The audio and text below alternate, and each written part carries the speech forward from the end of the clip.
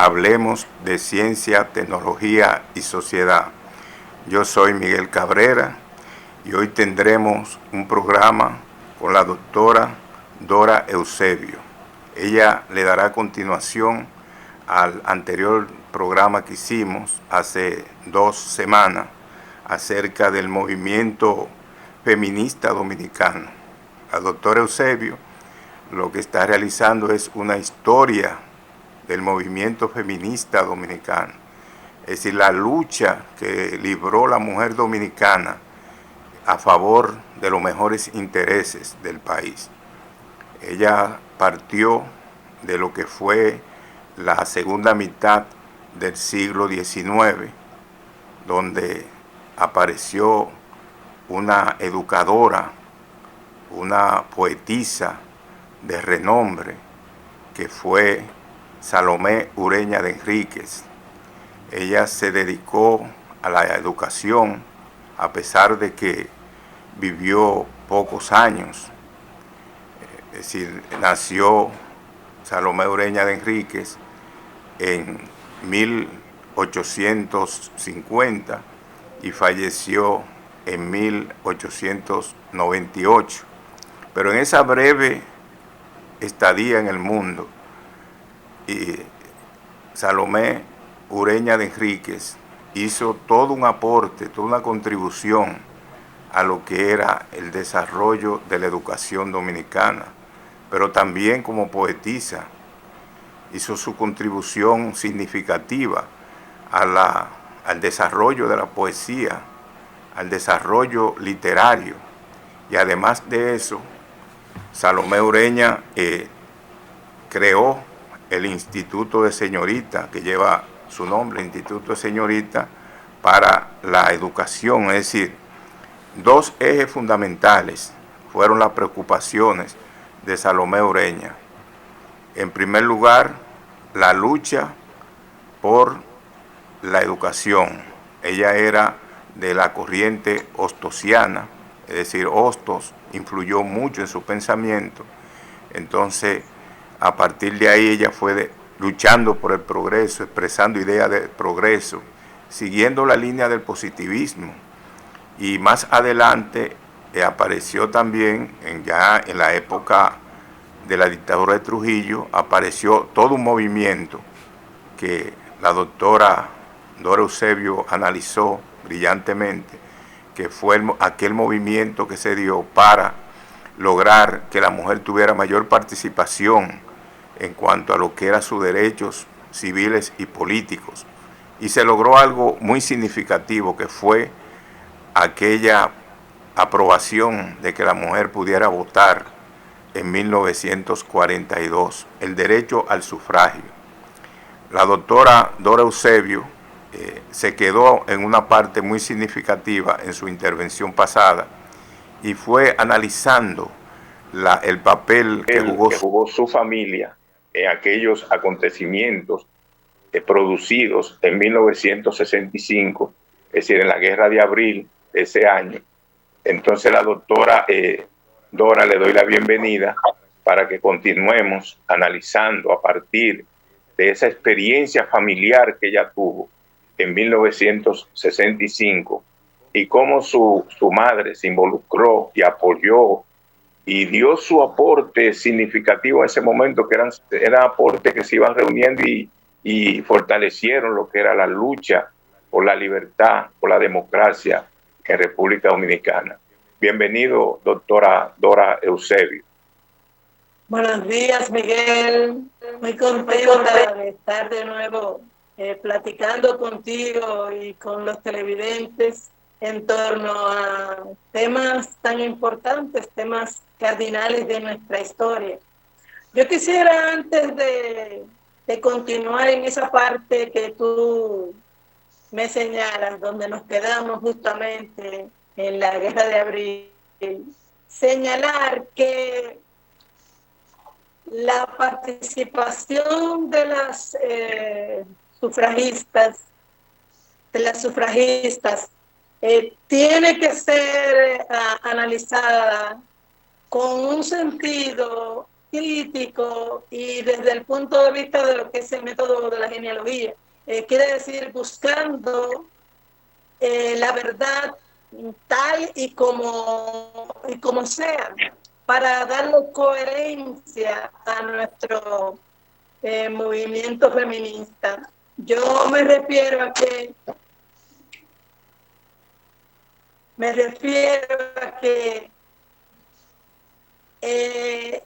los movimientos feministas de aquí, de casi todo el mundo, han estado ligados a alguna organización política, y el movimiento sufragista lo estuvo a la tiranía trujillista.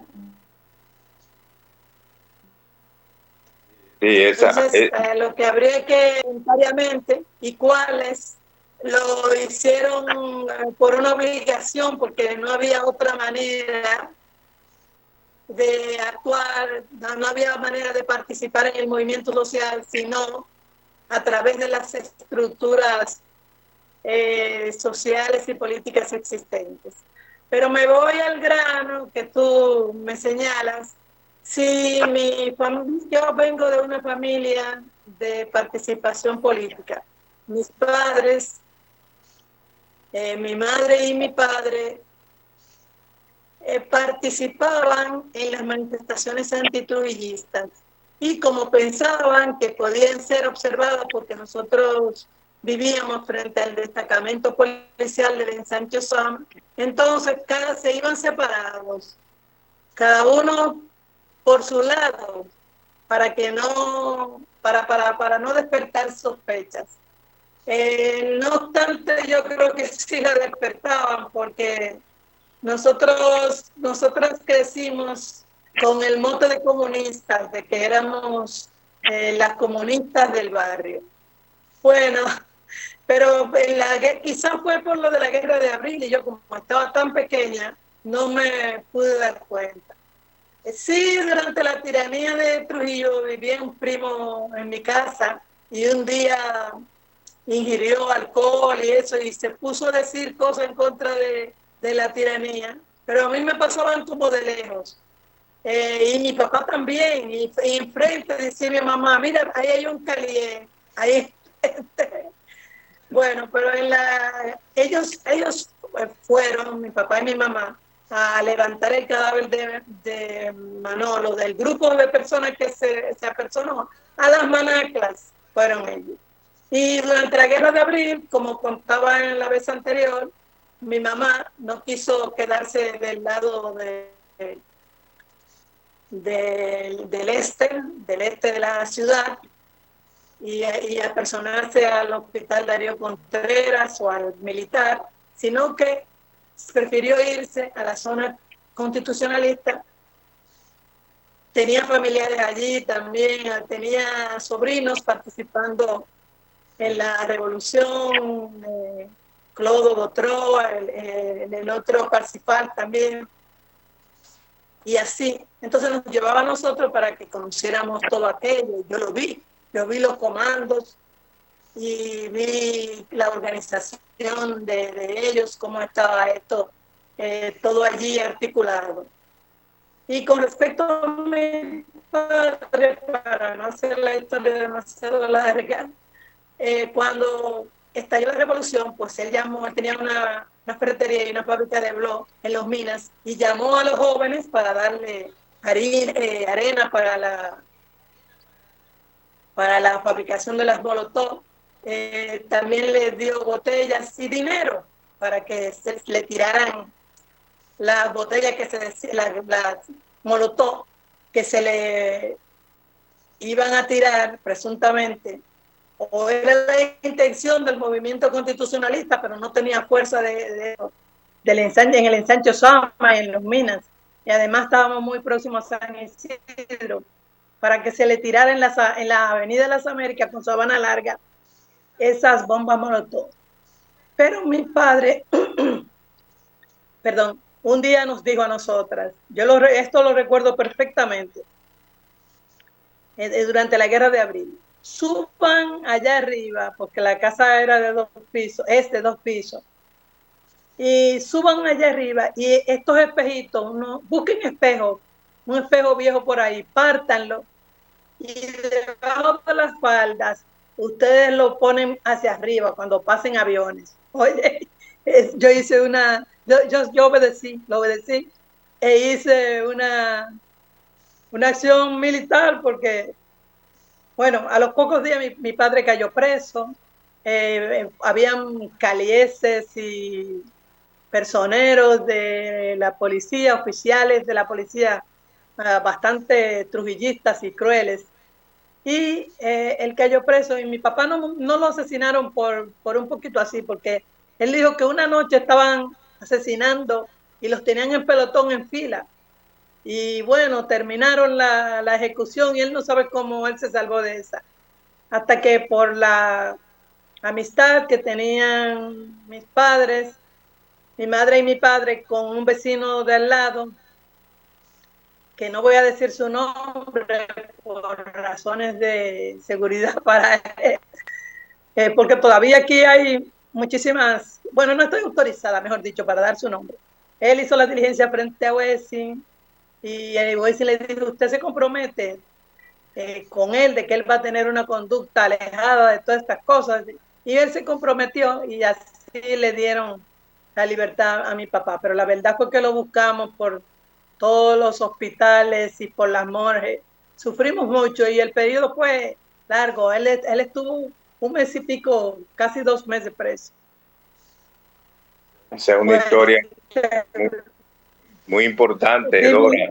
Un testimonio muy importante de la lucha que se libró en ese momento, es decir, un momento de mucha tensión, de muchas confrontaciones bélicas, porque ahí no era con manifestaciones populares y eso, no, era una guerra con armas y que se estaba peleando después fue por la patria, porque luego vino la intervención de Estados Unidos, el 28 de abril de 1965. Es decir, es un testimonio muy importante, Dora, que ve y retrata de cuerpo entero lo que fue esa lucha, una lucha muy feroz sí, que se dio entre fuerzas del CEFA, es decir, y la fuerza constitucionalista en ese momento. Ahora, Dora, después vino un periodo que fue también de mucha lucha, que fue la llegada de Joaquín Balaguer en las elecciones que se desarrollaron en 1966. Es decir, ese periodo de los 12 años que se inauguró con la toma de posesión del doctor Joaquín Balaguer, también la mujer dominicana tuvo que librar una lucha en contra de la opresión, esa lucha que se libró también por las libertades públicas. ¿Qué usted opina de ese momento? ¿Cómo se desarrolló en esa etapa de los 12 años que Balaguer sí, el poder? ¿Cómo usted sí. lo ve en este momento? Ese es un periodo muy interesante de nuestra historia, ciertamente. Tengo también mis relatos personales porque la política se instaló en mi casa. Mi papá se quedó siendo del 14 de junio, le gustaba el 14 de junio, y no la Unión Cívica Nacional. Y a mi papá el PRD. El PRD. Papá siguió siendo PRDista, aunque era un PRDismo, el de él como medio de izquierda, pero realmente era PRDista. Mi mamá era del 14 de junio. Luego ella se apartó, no ni estuvo tampoco, se apartó y entonces, pero dejaron las semillas en sus hijos, además de un primo que vivía en la casa, que estudiaba ingeniería. Entonces, nosotros fuimos, mi familia, amigos de Henry Segarra. Henry Segarra realmente estaba enamorado de una de mis hermanas y era muy amigo de mi hermano y andaban mucho juntos, le corrían a la policía cada rato y se subían por encima de los techos. Entonces, mi hermana entró a estudiar a la universidad y se enroló en el Movimiento Popular Dominicano. Mi hermana mayor, la segunda después de la mayor. Entonces, ella nos llevaba a la universidad cuando habían elecciones y también llegó a llevar de mujeres dominicanas. Llegó al punto de que en ese periodo las mujeres estaban organizadas alrededor de la Federación de Mujeres Dominicanas.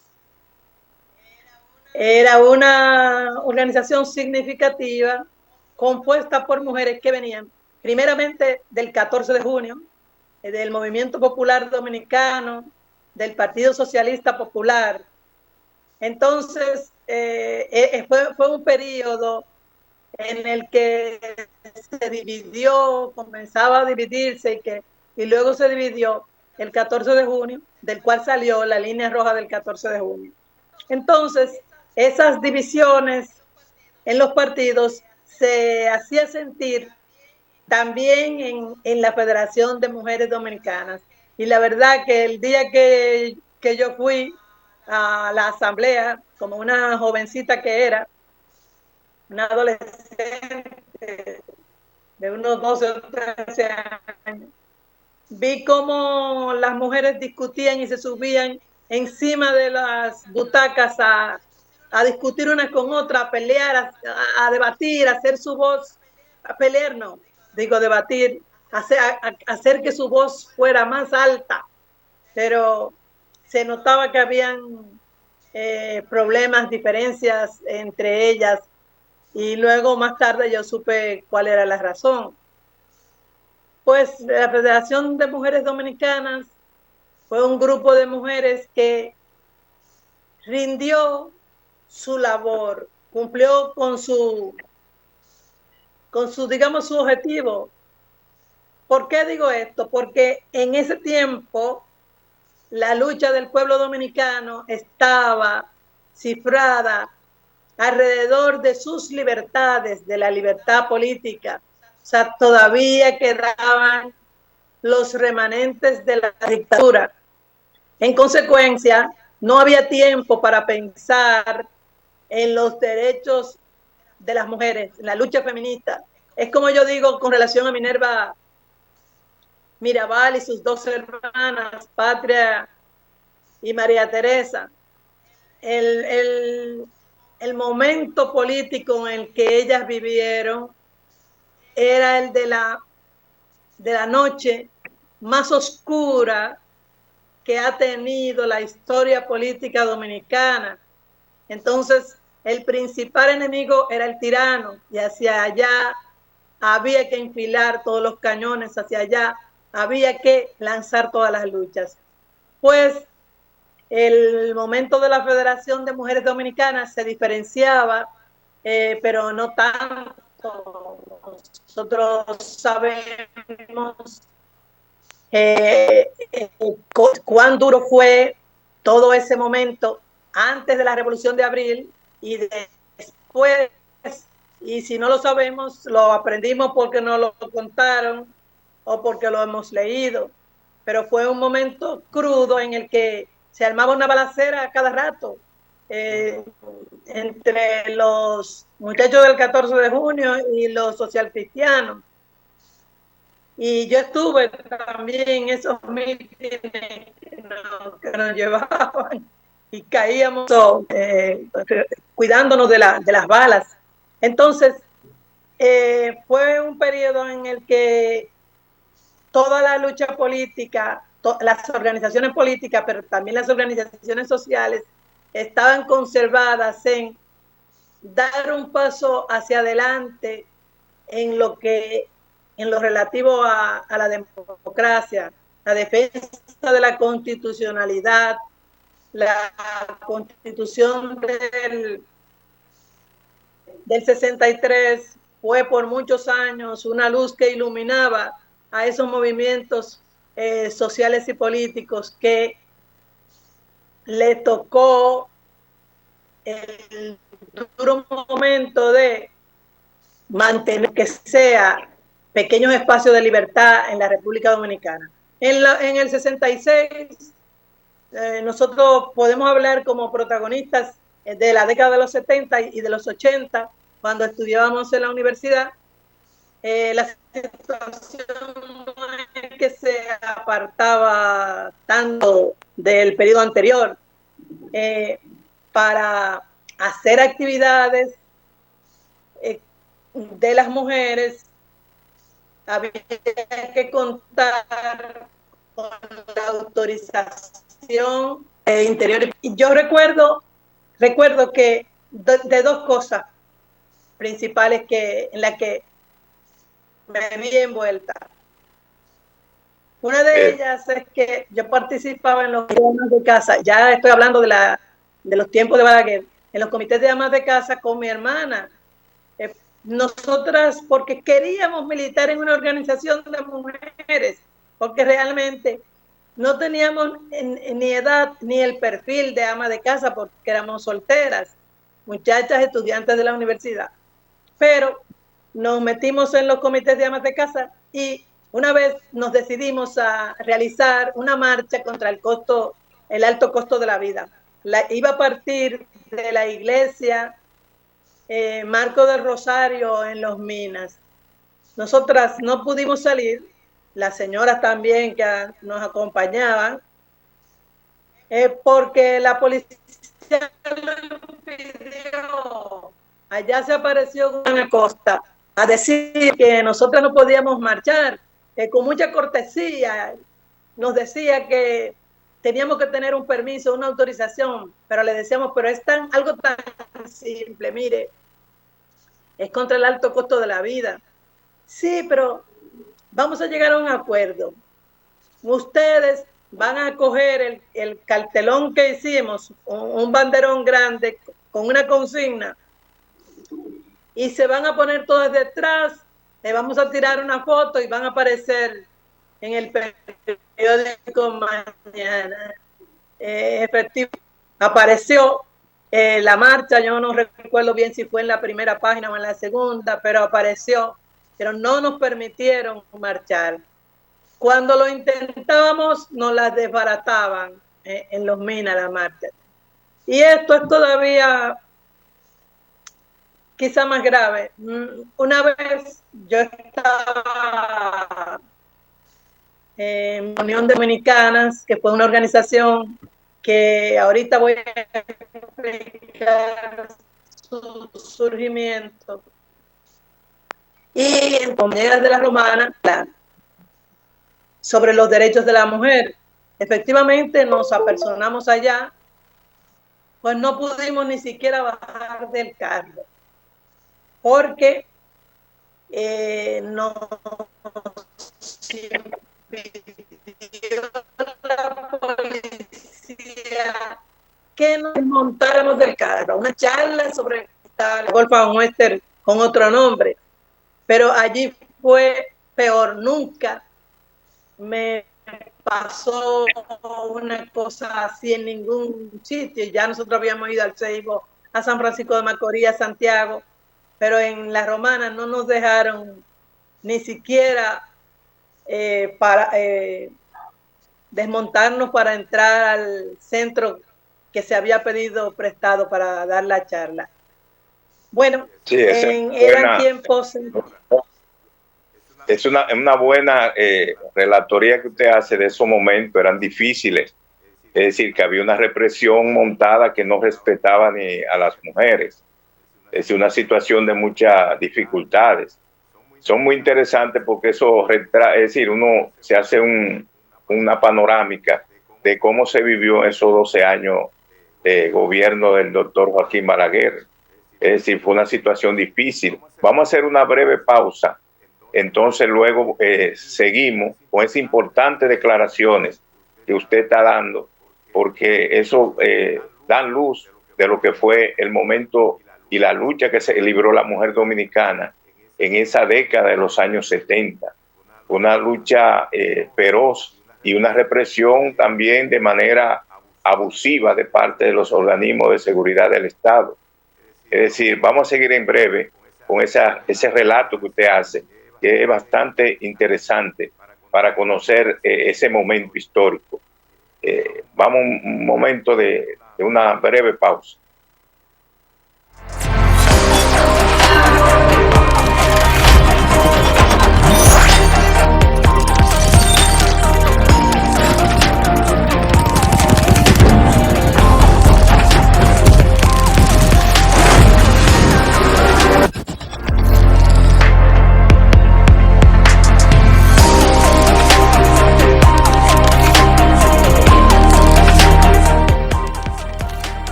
La mayoría de las pirámides del antiguo Egipto se agrupan en una estrecha franja de desierto que se extiende a lo largo de la falda de la meseta del desierto occidental del país.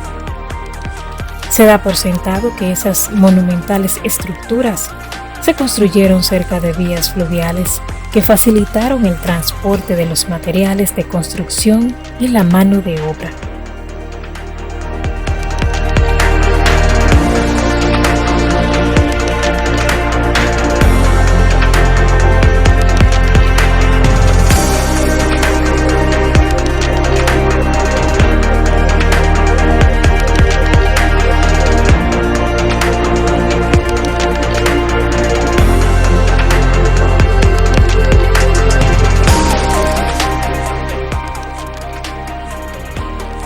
Pero hoy, el Nilo, que es el único río que riega esta inhóspita tierra, fluye a kilómetros de distancia.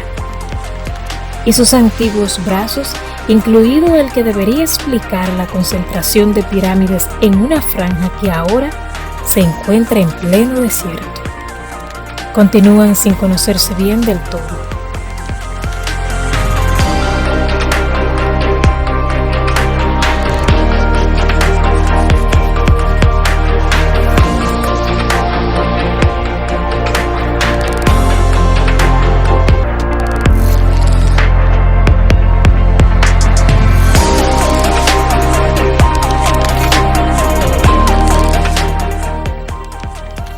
En un intento de seguir resolviendo este enigma, un equipo de investigadores de diversos países ha identificado recientemente segmentos de un importante brazo extinto del Nilo, al que han bautizado como el brazo de las pirámides que atraviesa precisamente esa zona.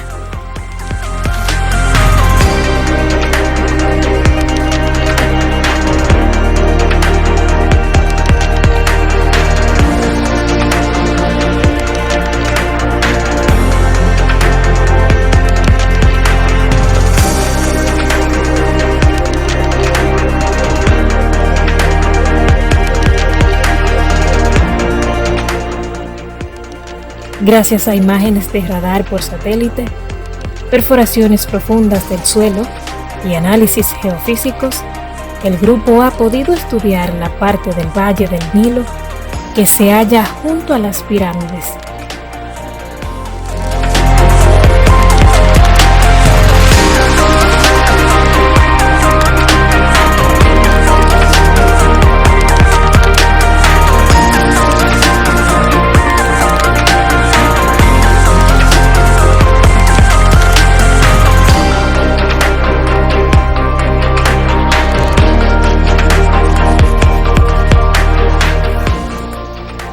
Tras una investigación exhaustiva, sostienen que este brazo fluvial fue fundamental para la construcción de las icónicas estructuras egipcias.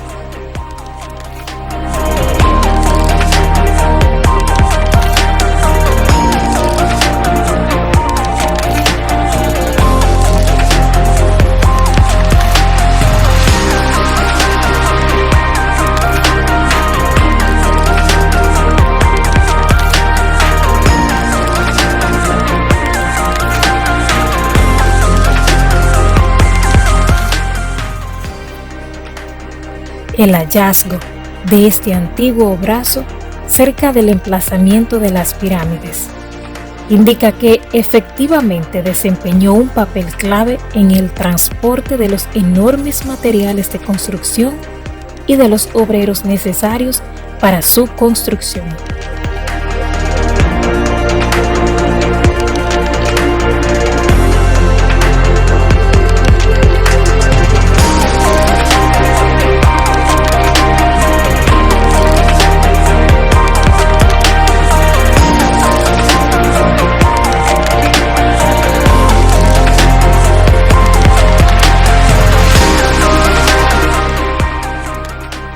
apunta Mahfouz Hafez, uno de los miembros del equipo y del Instituto Nacional de Investigación en Astronomía y Geofísica de Egipto. Para este especialista, el brazo extinto era parte de una superautopista de transporte fluvial.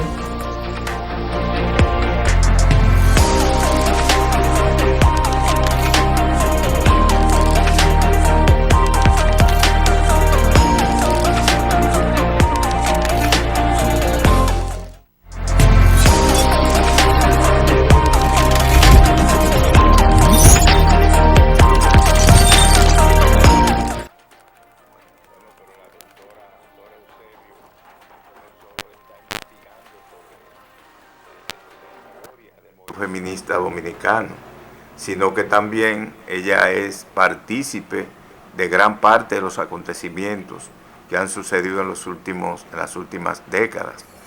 Es decir, que es una protagonista también de una serie de acontecimientos donde se ha visto involucrada directamente, por lo menos ya en esa década de los 70, ya Dora Eusebio participó. Ella va relatando su experiencia en esa lucha en la época balaguerista, es decir, esos 12 años.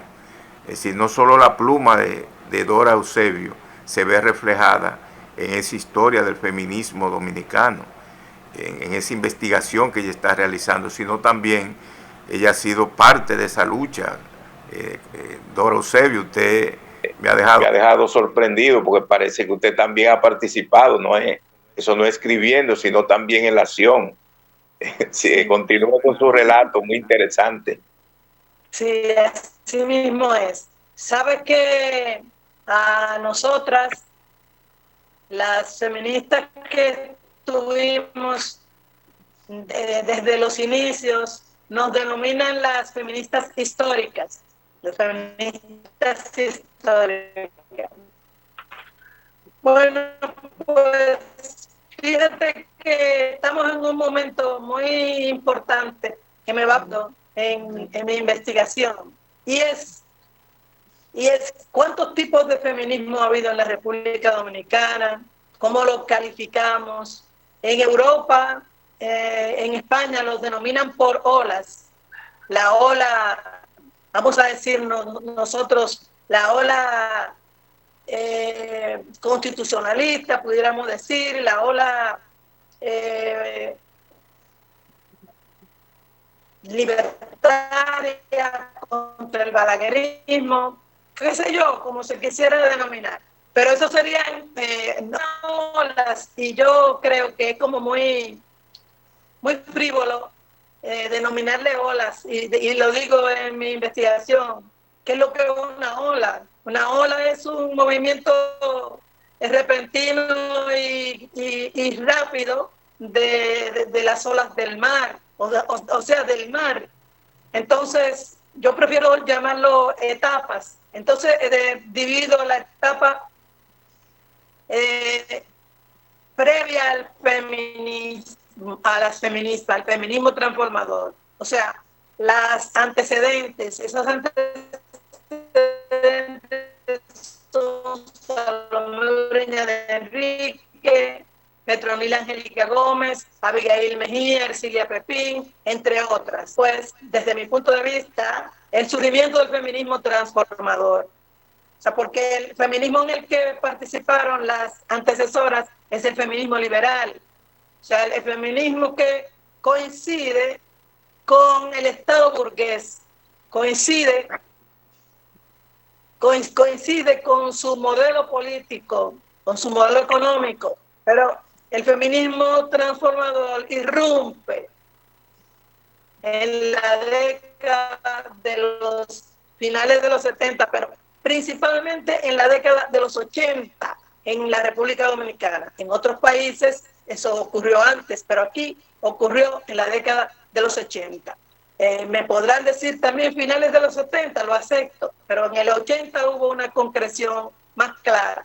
¿Y qué sucede? Las mujeres participábamos en los grupos de izquierda, o sea, nos involucramos en la universidad, en mi caso y en el de la mayoría, o en sindicatos o en asociaciones, pero nos involucramos en la universidad con el movimiento estudiantil. Allí supimos de el trabajo que hicieron las profesoras universitarias, entre ellas Marta Olga García, Ana Silvia Reynoso, por realizar en el país, celebrar en el país el primer año internacional de la mujer. Ellas hicieron bastante actos, bastante actividades en las que nos involucramos de una manera u otra, unas más que otras, las compañeras. Entonces, ocurría a nivel internacional una situación interesante de participación de las mujeres por su propia lucha detrás de sus propios derechos y también por las libertades públicas. Recuerden que está unido al movimiento hippie, el movimiento femenino en España, tuvo mucha importancia, pues esto también repercutió en nuestros países y las mujeres de los partidos de izquierda organizan en su interior células de mujeres, o mejor dicho, los partidos lo deciden, porque en la dirección política del partido era que lo decidía. Las mujeres no teníamos esa fuerza ni esa representación política como para tomar decisiones en los partidos de izquierda. Y se formaron entonces frentes femeninos, entre ellos la Unión de Mujeres Dominicanas, que fue la que yo participé, junto a otras compañeras. En la Unión de Mujeres Dominicanas nosotros teníamos comités en la zona este, que era la que trabajaba, en la zona norte, en la zona sur del Distrito Nacional y también en el interior, porque estábamos militando dentro del partido y la Unión de Mujeres Dominicanas venía siendo un frente de masas en el que participaban las mujeres de la línea roja del 14 de junio y también las que ellas lograban incorporar, que podían llegar también al partido, pero necesariamente no, se quedaban siendo solo miembros de la Unión de Mujeres Dominicanas. Pues había otro grupo que se llamaba CUDEN, Comité por los Derechos de la Mujer, que estaba relacionado con el Partido Comunista Dominicano. Estaban también las compañeras de la AFI, Acción Feminista Incorporada, que eran del Comité Revolucionario Camilo Torres, y otras compañeras también del Movimiento Popular Dominicano, que yo he olvidado el nombre de ese grupo, pero estaban ellas y nos reuníamos. Entonces, es en ese momento que surge el feminismo transformador, porque es un feminismo de rupturas. No quiero adelantar demasiadas cosas porque quiero dejar para la publicación cuestiones que sean importantes para que nuevas, para que la gente me escuche. Pero esa es la realidad, que el feminismo transformador surge al calor de las organizaciones de izquierda. Que le tenemos críticas que las mujeres en la misma década de los 80 rompen con los partidos de izquierda. Ocurre que los problemas de la mujer no se discutían adecuadamente, ni tampoco se consideraba la figura femenina como para formar parte de la dirección política. Entonces siempre éramos como tuteladas. Y por otro lado se produce una división del movimiento de izquierda. Se había producido la unidad del partido, había surgido el Partido de los Trabajadores Dominicanos a partir de la unidad de Línea Roja del 14 de junio, Bandera Roja y Voz Proletaria. Pero se dividió, también se dividió el MPD y en fin, fue un momento de crisis, o sea, de crisis de crisis negativa, porque yo sé que la crisis, pero para la izquierda fue negativa y yo pienso que no ha vuelto a ser la misma desde entonces, en su conjunto. Pues entonces las mujeres se van a las asociaciones, se van a las asociaciones campesinas, grupos de mujeres, pero sobre todo nos vamos a las organizaciones no gubernamentales, a las ONGs. Y recibe las ONGs financiamiento internacional. Yo dirigía el Centro de Servicios Legales para la Mujer CENCEL, fue una organización que jugó un papel determinante en su momento, porque nosotras, la bandera nuestra, ¿cuál era? Pues la igualdad. O sea, nos manejábamos dentro del feminismo de la igualdad, porque así se le denomina ese feminismo que defiende los derechos de la mujer, pero también éramos feministas socialistas, es decir, que entendíamos que la opresión de la mujer se debía a una razón determinante, que es el surgimiento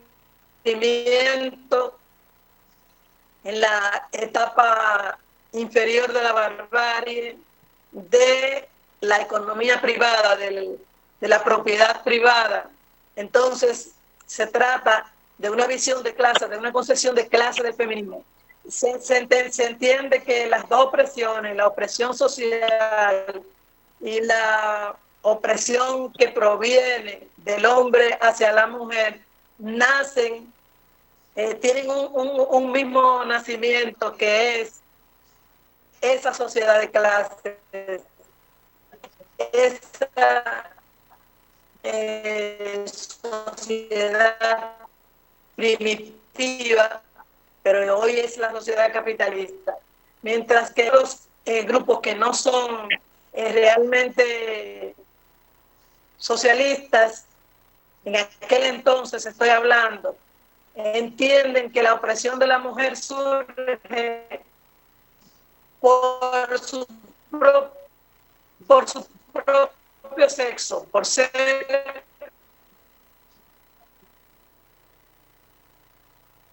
de un sexo que biológicamente es distinto al del hombre, pero entonces ellas están presentando un conflicto solamente sexual y no ven el tema económico, no ven la relación de poder económico y político que genera la opresión de clases y conjuntamente con la opresión femenina.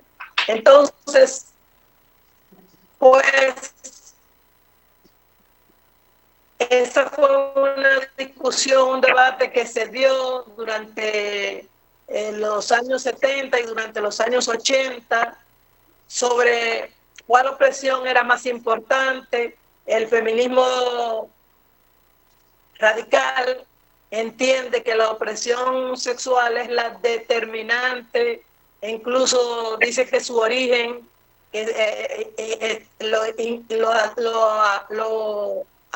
acerca al mismo análisis que hace Engels y que hace Marx sobre los orígenes de la opresión, pero ellas lo definen como el momento, la definición histórica más importante para la humanidad, pero lo que hacen es contrarrestarlo. O sea, en lugar, esa es Firestone, Sulami Firestone, hace la explicación a partir del análisis marxista, pero señalando que la opresión sexual es el origen de todo el conflicto, todos los conflictos mundiales y de todos los problemas mundiales. Bueno, pues la situación ha seguido corriendo La Unión de Mujeres Dominicanas en la que estaba yo desaparece. Nosotros continuamos en el Centro de Servicios Legales para la Mujer.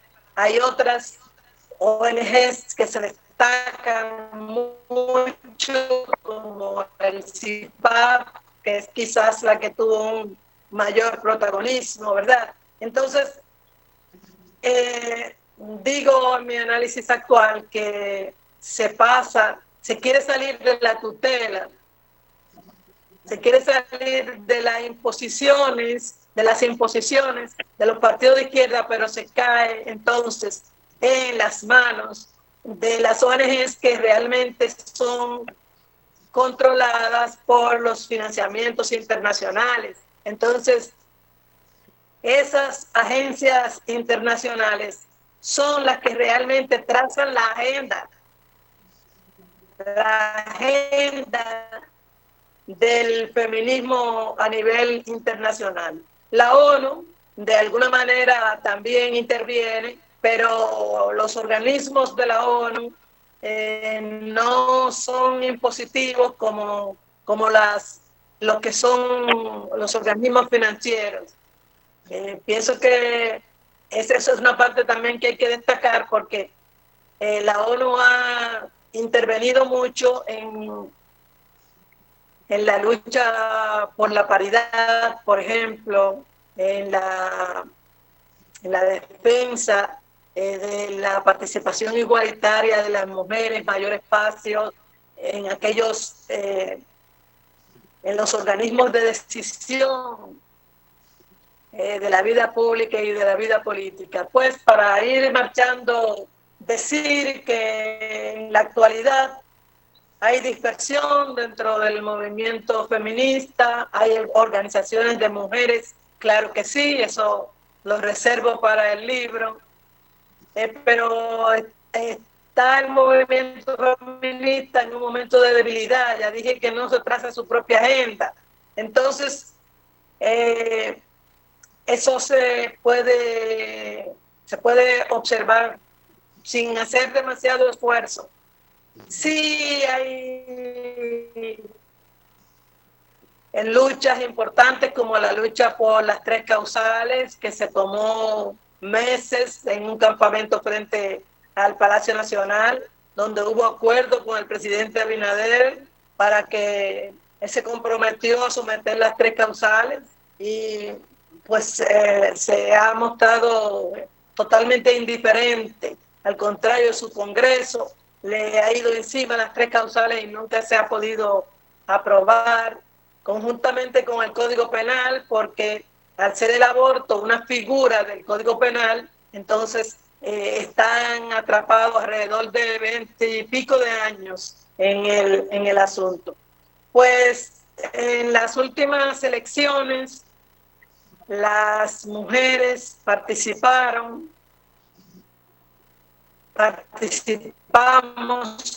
mejor dicho, en el proceso eleccionario. Nosotros participamos como candidata a diputada. Sabíamos que el partido por el que participábamos no tenía fuerza de base suficiente como para garantizar la votación de sus candidatos, pero hicimos un buen papel y esperamos que se cosechen todas esas actividades que en conjunto en todo el país se realizaron.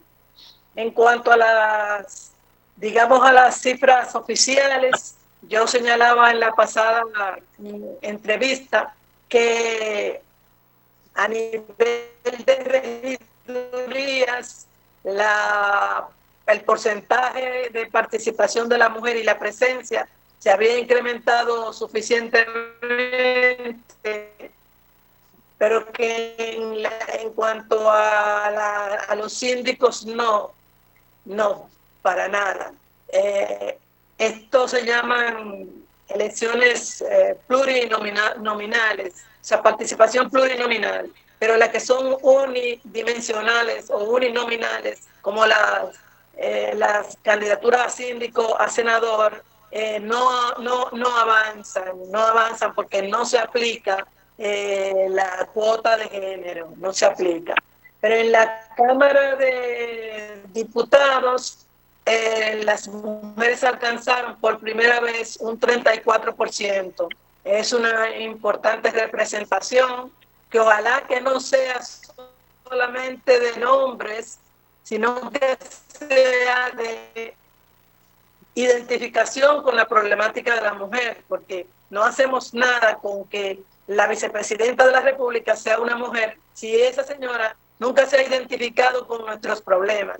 Pero sí, por ejemplo, la elección de Claudia ayer como presidenta de México crea una situación favorable a las mujeres, porque esa mujer que es científica y que estuvo en un grupo de la UNAM que se ganó un premio Nobel, conjuntamente creo que con otras universidades, pero es una científica de primer orden, bióloga si no me equivoco, porque apenas la estamos conociendo. O estamos cayéndole atrás desde hace días o meses, porque yo estuve en México el año pasado y me di cuenta de el aprecio que sentía el pueblo mexicano por la obra de AMLO, como ellos le dicen, de López Obrador. Cualquier chofer, cualquier persona con la que tú te ponías a hablar, presentaba su identificación, y una cosa que me di cuenta, presentaba su identificación con el presidente. Una cosa que me di cuenta es que no había desempleo en el lugar donde yo estaba, la Ensenada. Y así ha sido por todo México. Se ha disminuido, pero significativamente, el desempleo. He estado leyendo en los últimos días, pero ese no es el objetivo de nuestra entrevista. Sí que la presidenta Claudia, que ya yo veía los letreros allá el año pasado en México, es del mismo partido que AMLO, de Morena, y está identificada con los derechos de la mujer. Eso esperamos, ¿verdad? Porque tampoco hay que esperar la ejecución de las acciones concretas para ver. Finalmente, yo quiero decir que las organizaciones políticas, sociales y las organizaciones de izquierda han estado trabajando muy separadamente en los últimos años, y no hay esta relación de base, cosa que no permite. Pero además, tradicionalmente se ha respetado mucho la misión de ese tipo de organizaciones con relación a los grupos políticos, y eso ha sido un error porque se ha trabajado para el inglés. O sea, se trabaja en el despertar de las mujeres, pero para que sea aprovechada por los partidos políticos tradicionales y mayoritarios. Esta es una cuestión que yo quiero que se entienda, que los feminismos nunca han estado separados de los partidos políticos. Las sufragistas, comenzando por Salomé Ureña de Enríquez, que participaba también políticamente en los grupos con los Carvajal, y las sufragistas con el movimiento trujillista, las feministas de izquierda a partir del movimiento transformador con la izquierda. Es decir, que no tiene mucho sentido el no vincular políticamente las organizaciones sociales con las organizaciones políticas. Me voy a quedar ahí. Si me quiere hacer otra pregunta. No, es un análisis completo que usted ha hecho de los últimos años, de la lucha de la mujer, y esa parte interesante de cómo se encuentra el movimiento feminista dominicano en estos momentos. Resultado también, Dora, de la situación y la condición en que está el movimiento social dominicano. Es decir, los grupos sociales, todos están desvinculados de lo que es el accionar en estos momentos. Es decir, esa lucha, esas confrontaciones que habían en los 70, los 60, los 80, en esas décadas, ya nosotros vemos que no existen así como existía en esa época, que las organizaciones, tanto políticas como sociales, tenían un protagonismo importante. Entonces eso ha decaído, hay una situación de reflujo en el movimiento social y político avanzado y progresista. De todo modo, le agradezco su participación y alguna palabra de despedida que usted quiera ofrecer al público. Sí, yo quiero responder a lo que decías, de que vivimos otros tiempos, y es así, la vida cambia, todo va en el discurrir de la vida, las políticas, las cuestiones sociales también van cambiando, y no pretendemos ni podemos aplicar todos los conceptos, la teoría, los puntos de vista, las acciones anteriores al presente. Eso no lo podemos hacer. Hay una juventud dominicana que despierta, hay una juventud dominicana que preferiblemente no fue a votar porque no le